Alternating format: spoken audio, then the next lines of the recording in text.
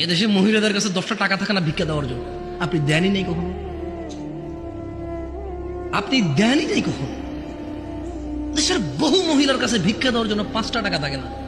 একটা ফকির আসবে 2 টাকা ভিক্ষা দিব, টাকা নাই তার কাছে, আপনি দেন না তাকে। আর ওর বাপ মরে যাওয়ার আগে ইচ্ছে করে মেয়ে পেয়ে গেলে আরেক বেটার পোলা ভাগ পাবে, মেয়ের জামাই আর নাতিরে তো ভোগ করবে, এই ভয়ে বেঁচে থাকতে ছেলেদের নামে সব জমি লিখে দিয়ে গেছে। জালেম ওই মেয়েটাকে ফকির মিসকিন করে দিল। আর এর ভাই জমি যতক্ষণ আছে এটা ডাইকা ডাইকা খাওয়াবে, মাসে 2 মাসে ঈদে সান্দে জামা কাপড় সেমাই চিনি এগুলো দিয়ে থাকবে। কেন? জমি দিবে জন্য।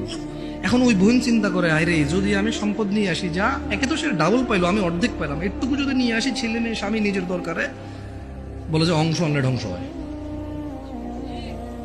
তুই অংশ নিয়ে ধ্বংস হস না, ওর অংশ নিয়ে ধ্বংস হবে কেন রে? তোর বাপের অংশ তুই খাবি, তুই ধ্বংস হবি না। তোর বাপের অংশ তোর বোনে খাবে, সে তার বাপের অংশ খাবে, সেখানে ধ্বংস হবে। তোকে যা আল্লাহ নির্ধারণ করে দিয়েছে, নির্ধারক আল্লাহ, এখানে তোর অধিকার রেখেছে আল্লাহ, ওই মেয়ের জন্য অধিকার রেখেছে আল্লাহ, তুই খালি ধ্বংস হবি না, ও খালি ধ্বংস হবে কেন রে? এদেশের বাপ ভাই সবাই প্রায় জুলুম করে মেয়ের প্রতি, স্ত্রীর প্রতি, ইভেন মায়ের প্রতি।